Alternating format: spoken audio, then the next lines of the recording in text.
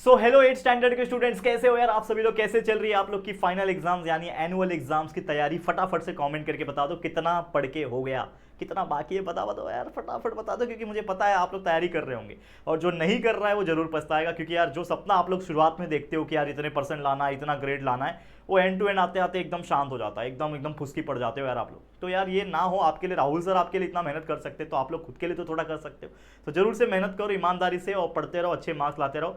तो मैं अगेन बताना चाहता हूँ कि हम जो न्यू बैच जो आपके लिए लाए थे इस साल, जिसमें हम कंटिन्यूस आपको दोबारा सब कुछ पढ़ा रहे हैं, तो ऑलमोस्ट वो एंड होने वाला है। तो 8 स्टैंडर्ड साइंस की मैं बात करूँ, हम चैप्टर नंबर 15 तक पहुंच गए, यानी इसके बाद और 2 से 3 चैप्टर और फिर ये पूरा न्यू बैच का न्यू सिलेबस भी हमारा कंप्लीट हो जाएगा। बट ऑलरेडी सारे चैप्टर साइंस के, मैथ्स के, सोशल स्टडीज के ऑलरेडी हमने सारे चैप्टर्स को लेक्चर बाय लेक्चर फॉर्म में वीडियोस बना के अपलोड करके रखा हुआ है। सारा सिलेबस कंप्लीटेड है। जब हमारे व्हाइट बोर्ड के वीडियोस थे वो पूरे प्रेजेंट है, आज भी ट्रेंडिंग में है। जरूर से वीडियो देखना और सारे कंसेप्ट को, सारे चैप्टर्स को अच्छे से पढ़ के समझ लेना, ठीक है। अब ये जो चैप्टर है हमारा किस बारे में है, अगे नाम देख सकते हो, चैप्टर नंबर 15 है, इसका नाम है साउंड। अब साउंड जैसे कि आप जानते हो होता क्या है, सभी लोग बहुत अच्छी तरीके से समझते होंगे। साउंड मतलब होता है आवाज। अब जो मैं बोल रहा हूं वो भी एक तरीके का साउंड है, ये क्लैप कर रहा हूं ये भी एक तरीके से साउंड है, चुटकी बजा रहा हूं तो ये भी एक तरीके से साउंड है, करेक्ट है। कुछ भी आप गाना सुन रहे हो, डीजे सुन रहे हो, कहीं पे भी रेलवे ट्रेन में जा रहे हो, इंजन की आवाज है, पटरी की आवाज है, ये सब कहीं ना कहीं साउंड है। तो जैसे हमने आपको पढ़ाया था कि साउंड आता कहां से है, साउंड जो है वो आता है वाइब्रेशन से। कहीं पे भी अगर वाइब्रेशन है तो आपका साउंड जो है वो निकलेगा, और कहीं पे वाइब्रेशन नहीं है तो साउंड नहीं निकलेगा। ये ऑलरेडी हमने बच्चों आप लोग को पढ़ा के रखा हुआ है, ठीक है। ये इसमें कोई दिक्कत की बात नहीं है, ठीक है। अब जैसे मैंने बोला, अगर हम बात कर रहे हैं प्रोडक्शन की, ध्यान देना, हम बात कर रहे हैं किसकी, प्रोडक्शन ऑफ साउंड की। तो जैसे मैंने बोला कि साउंड कभी भी प्रोड्यूस हो रहा है just because of vibration, just because of vibration. बिना वाइब्रेशन के कोई भी साउंड नहीं निकल सकता, ठीक है। और साउंड जो होता है वो हमेशा ट्रैवल करता है वेव्स के फॉर्म में। कैसे ट्रैवल करता है, वेव्स के फॉर्म में। जैसे फॉर एग्जांपल के तौर पे मैं अगर कुछ आवाज निकाल रहा हूं, मेरे गले से मैं कुछ बात कर रहा हूं, तो मतलब आवाज निकल रहा है, तो ये जो साउंड होगा वो इस प्रकार से वेव्स के फॉर्म में, जैसे लहरें निकलती है समुद्र की, उसी प्रकार ये वेव्स के फॉर्म में निकलता है। तो sound always travel in the form of sound waves, ये भी आपको याद रखना है। कैसे ट्रैवल करता है, साउंड ट्रैवल करता है साउंड वेव्स के फॉर्म में। इसको आपको ध्यान में रखना है, बहुत इजी टॉपिक था। साउंड क्या होता है, कैसे प्रोड्यूस होता है, और कैसे आपका साउंड वेव्स के फॉर्म में निकलता है, ठीक है। अब एक और सबसे इंपॉर्टेंट टॉपिक जो हमें इसमें फिलहाल में पढ़ना है, एक एक्सपेरिमेंट है जिसको बोलते हैं ट्यूनिंग फोर्क एक्सपेरिमेंट। इस एक्सपेरिमेंट को क्या कहा जाता है बच्चा, इसको कहा जाता है ट्यूनिंग फोर्क एक्सपेरिमेंट। यहां पे मैं लिख देता हूं आपके कन्वीनियंस के लिए, ठीक है। थोड़ा सा साइज छोटा करके यहां पे मैं ऊपर लिख देता हूं।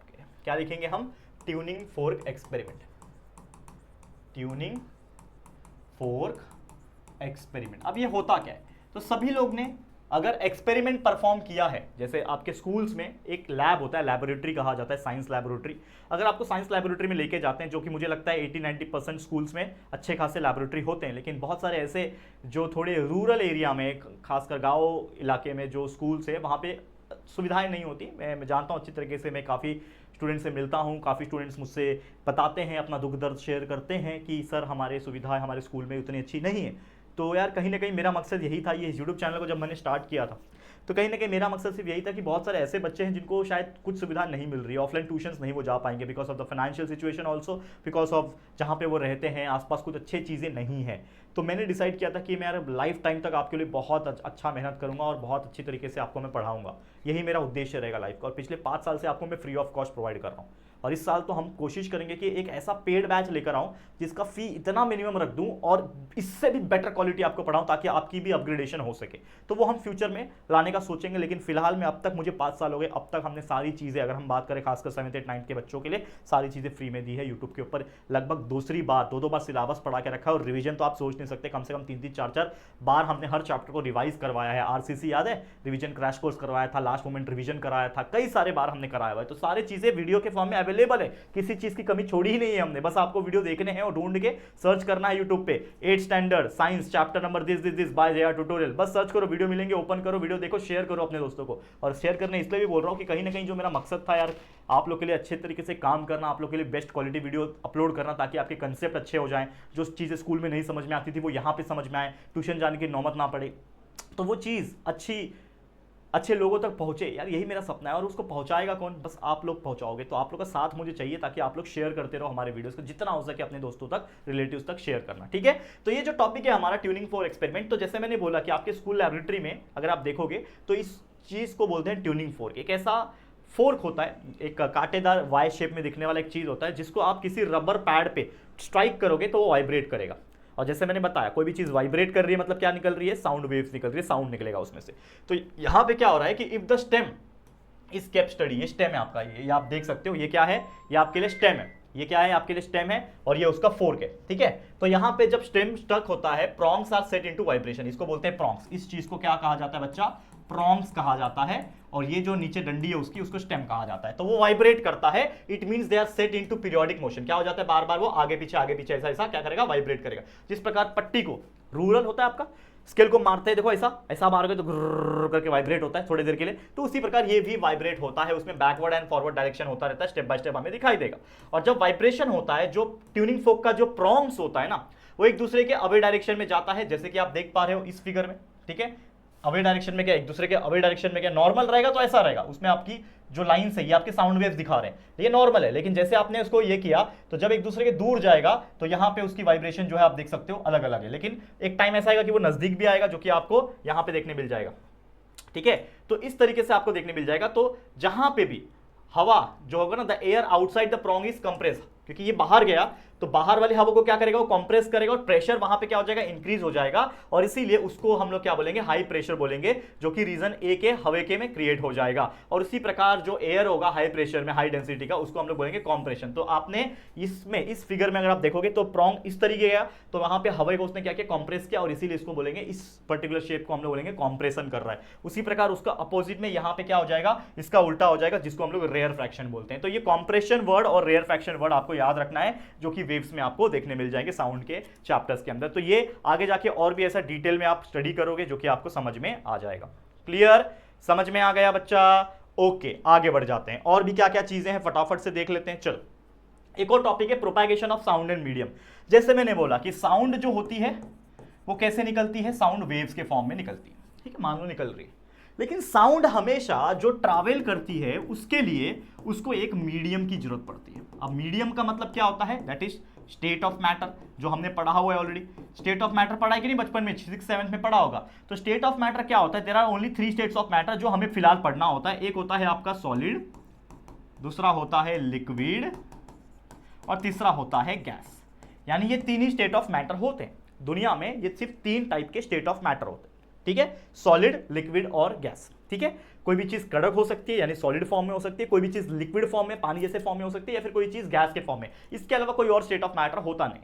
तो अगर किसी भी साउंड को, जैसे मैंने बोला, ट्रैवल करना है, जैसे मैंने यहां पे कुछ बोल रहा हूं और ये उधर 10 मीटर दूर बैठे हुए इंसान को मेरी आवाज सुनाई देगी, तो उसके पीछे का कारण यह है कि मेरे और उसके बीच में एक मीडियम प्रेजेंट है, या तो सॉलिड, या तो लिक्विड, या तो गैस। और मीडियम के होने के कारण ही मेरा जो साउंड है वो प्रोपैगेट कर पा रहा है, यानी एक तरीके से ट्रैवल कर पा रहा है। तो अगर मान लो कि मैं ये तीनों मीडियम को हटा दूं, लेट्स सपोज ये तीनों मीडियम को मैं हटा दूं, तो क्या बचेगा? आपको बचेगा वैक्यूम, ठीक है। अगर मैं तीनों मीडियम को हटा दूं तो बचेगा वैक्यूम। अब वैक्यूम मतलब स्पेस देखा है आपने अर्थ के बारे में? मतलब आपने नहीं देखा होगा, लेकिन पिक्चर में, फोटो में, वीडियो में देखा होगा स्पेस कैसे एकदम शांत, अंधेरा, पूरा एकदम सन्नाटा होता है, क्योंकि वहां पे ना तो हवा है, ना तो पानी है, ना तो कोई भी तरीके का सॉलिड प्रेजेंट है। तो हवा, पानी, solid water, air, water, liquid, कोई भी चीज प्रेजेंट नहीं है। तो ऐसे कंडीशन को हम लोग वैक्यूम बोलते हैं। तो अगर वहां पे कोई जाके डीजे बजाए, स्पेस में पहुंच जाए, और स्पेस में पहुंचने के बाद अगर कोई इंसान डीजे बजाए, तो क्या लगता है? सुनाई देगा? नहीं देगा। क्यों? क्योंकि भाई डीजे बजाओ, ड्रम पीटो, ढोल पीटो, ताली बजाओ, कुछ भी करो, जोर जोर से चिल्लाओ, वहां पे कोई मीडियम ही प्रेजेंट नहीं है। और कोई अगर मीडियम प्रेजेंट नहीं है, तो हमारा जो साउंड वेव इस प्रकार से जो ट्रैवल करता है, उसको ट्रैवल करने के लिए कोई मीडियम नहीं मिल रहा है। कैसे ट्रैवल करेगा? सॉलिड के अंदर से घुस के करेगा, लिक्विड के अंदर से घुस के करेगा, या तो गैस के अंदर। गैस सबसे ज्यादा ट्रैवल होता है गैस के माध्यम से, क्योंकि हर जगह गैस प्रेजेंट है। मैं जो बोल रहा हूं आप तक सुनाई दे रहा है, क्योंकि कहीं ना कहीं यहाँ पे गैस प्रेजेंट है, एयर, हवा प्रेजेंट है ना, ऑक्सीजन, कार्बन डाइऑक्साइड, कुछ तो प्रेजेंट होगा, तो उसके थ्रू वो आप तक पहुंच रहा है। कोई इंसान मेरे बाजू में बैठा होगा, उसको मेरी आवाज सुनाई दे रही है, क्योंकि यहाँ पे है। लेकिन अगर इसी रूम को मैं सॉलिड निकाल दूं, एयर निकाल दूं, गैस भी निकाल दूं, हवा हवा भी निकाल दूं, मतलब वैक्यूम क्रिएट कर दूं, तो मेरी जो आवाज है वो वहां तक सुनाई नहीं देगी, बाजू में बैठे वाले इंसान को सुनाई नहीं देगी, बिकॉज वहां पे कोई मीडियम नहीं है। और इसका बेस्ट एग्जांपल करके आप देख सकते हो। आपको पता है घंटी, बेल, ठीक है, आप सभी लोग जानते हैं बेल होती है, ठीक है, अब मेरे को डायग्राम बनाने नहीं आती है, लेकिन आप समझ जाओ बेल है। अब बेल को आप नॉर्मल टिंग करके बजाओगे तो आवाज आएगी, टन करके आएगी, या फिर इलेक्ट्रिक बेल की टिंग टोंग करके आवाज आएगी। लेकिन वही बेल को अगर मैं एक डब्बे में डाल दूं और उस डब्बे में से सारा हवा को निकाल दूं, सारा हवा को बाहर निकाल दूं, तो वहां पे क्या बन जाएगा, एक तरीके से वैक्यूम क्रिएट हो जाएगा उस हवे में, मतलब उस डब्बे के अंदर वैक्यूम हो जाएगा। और फिर ये बेल को अगर कोई बजाता है तो ये वैक्यूम के वजह से जो ये घंटी का आवाज बाहर सुनाई देना चाहिए था वो नहीं देगा, क्योंकि वो वैक्यूम के वजह से वो साउंड प्रोपैगेट ही नहीं हुआ, ट्रैवल ही नहीं हुआ आगे जाके। तो उसी चीज को हम लोग बोलते हैं propagation of sound and medium. तो ये चीज याद रखना, कोई भी चीज को साउंड को ट्रैवल करने के लिए क्या चाहिए, मीडियम की जरूरत पड़ती है, या तो सॉलिड, या तो लिक्विड, या तो गैसेस मीडियम की। समझ में आ गया? बहुत इजी था, ओके है। आगे बढ़ जाते हैं, एक आखिरी टॉपिक आज के लिए पढ़ लेते हैं। वैसे मैंने बोला कि ये चैप्टर काफी छोटा है, लेकिन फिर भी इसको 2 लेक्चर में कवर कराऊंगा। तो आज छोटा सा लेक्चर था, पहला लेक्चर, जिसमें हम कवर कर चुके हैं बहुत सारी चीजें। एक आखिरी टॉपिक है जिसका नाम है फ्रीक्वेंसी। अब कोई भी चीज की एक फ्रीक्वेंसी होती है। अब फ्रीक्वेंसी का मतलब पहले समझो क्या होता है। जैसे मैंने बोला कि साउंड क्या कर रहा है, ट्रैवल कर रहा है इस प्रकार से। ये है साउंड आपका ट्रैवल कर रहा है, देख पा रहे हो, यहां से गया, ऐसे ट्रैवल कर रहा है। तो मैंने क्या बोला, 2 चीज हमें पढ़ना था, कॉम्प्रेशन और रेयरफैक्शन। तो जैसे मैंने क्या बोला कि जब आपका ट्यूनिंग फोर्क इस तरफ आया तो हवे को उसने कंप्रेस किया, तो क्या बन गया, कंप्रेशन हो गया। तो ये जो ऊपर की तरफ जब भी कोई साउंड वेव्स आपको बनता हुआ नजर आएगा तो उस पोर्शन को याद रखना, क्या बोलते हैं, कंप्रेशन बोलते हैं। और वही अगर ये नीचे की तरफ आपको कोई वेव्स नजर आते हुए दिखेगा, उसको बोलते हैं रेयरफैक्शन, जिसमें प्रेशर कम हो जाता है, रिड्यूस प्रेशर। तो कंप्रेशन में प्रेशर ज्यादा होता है, प्रेशर इंक्रीज हो जाता है, इसके लिए वो एयर को कंप्रेस कर रहा है, इसीलिए इसको कंप्रेशन बोलते हैं। वही यहाँ पे नीचे की तरफ जो वेव आते हुए दिख रहा है, यहाँ पे प्रेशर रिड्यूस हो जाता है, उसी को रेयरफैक्शन बोलते हैं। तो कंप्रेशन, रेयरफैक्शन, फिर कंप्रेशन, फिर रेयरफैक्शन, फिर कंप्रेशन, फिर रेयरफैक्शन, फिर ऊपर गया कंप्रेशन, फिर नीचे गया रेयरफैक्शन। इस प्रकार से चीजें होती है। और इसी का आप पार्टिकल्स के ऑक्सीलेशन का भी आप देख पा रहे होंगे, ठीक है। तो यहाँ पे हवा का जो पार्टिकल्स, हवा में बहुत सारे पार्टिकल्स प्रेजेंट होते हैं। यहां पे जैसे कंप्रेस हो रहा है तो देखो ये कंप्रेस हो गया, रेयरफैक्शन में देखो थोड़ा ढीला पड़ गया, फिर कंप्रेस हुआ, रेयरफैक्शन। तो इस प्रकार से ये चीज समझ में आएगी, और उसी चीज को हम फ्रीक्वेंसी बोलते हैं। तो फ्रीक्वेंसी मतलब क्या होता है, the number of cycles form in the air in 1 second, यानी 1 सेकंड के अंदर उसने कितना साइकिल किया, ठीक है, कितने बार कंप्रेशन, कितने बार रेयरफैक्शन किया, उस 1 सेकंड के साइकिल को हम लोग नंबर ऑफ टाइम से प्रोंग से ये कर सकते हैं, मेजर कर सकते हैं। तो ये चीज आपको ध्यान में रखना है। तो जैसे इन शॉर्ट अगर आपको फ्रीक्वेंसी की डेफिनेशन याद रख ली तो यहां से याद रख लो कि the number of such cycles that are produce in the air, ठीक है, या फिर कोई मीडियम में, पर second is called as the frequency of the sound wave. यानी आपको कोई पूछेगा कि व्हाट इज द फ्रीक्वेंसी, तो फ्रीक्वेंसी का मतलब होता है कि कितने नंबर ऑफ साइकिल हो रहे हैं। साइकिल मतलब कितने बार एक बार कंप्रेशन और रेयरफैक्शन। तो एक बार कंप्रेशन हुआ और एक बार रेयरफैक्शन हुआ, यहां तक, यहां से लेके यहां तक हुआ, उसको मैं क्या बोलूंगा, 1 साइकिल। क्या बोलूंगा, 1 साइकिल बोलूंगा। 1 साइकिल मतलब एक बार कंप्रेशन, एक बार रेयरफैक्शन हुआ। तो इस पोजीशन से इस पोजीशन तक को मैं बोलूंगा 1 साइकिल। लेकिन अगर हमें ये देखना है कि 1 सेकंड के अंदर, यानी पर सेकंड में कितने नंबर ऑफ वो कंप्रेशन रेयरफैक्शन कर पा रहा है, यानी कितना साइकिल कर पा रहा है, that is the number of such cycle, कितना साइकिल वो कर पा रहा है, प्रोड्यूस कर पा रहा है हवा के अंदर या फिर कोई और मीडियम के अंदर 1 सेकंड के अंदर, पर सेकंड। तो उस चीज को मैं बोलूंगा frequency of the sound wave. ये बहुत इंपॉर्टेंट चीज है, इसका डेफिनेशन याद रखना। और जो फ्रीक्वेंसी होता है उसको मेजर किया जाता है एक यूनिट से, जिसका नाम है हर्ट्ज।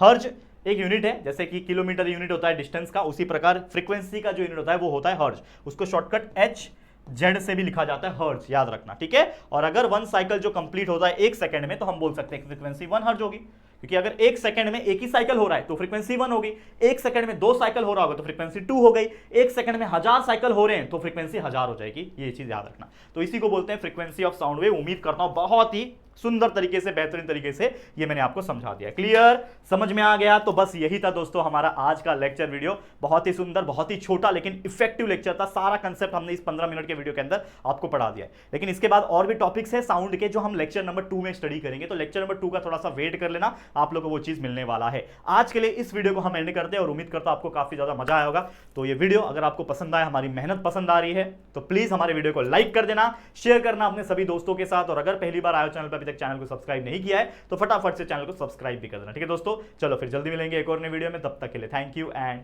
Good bye.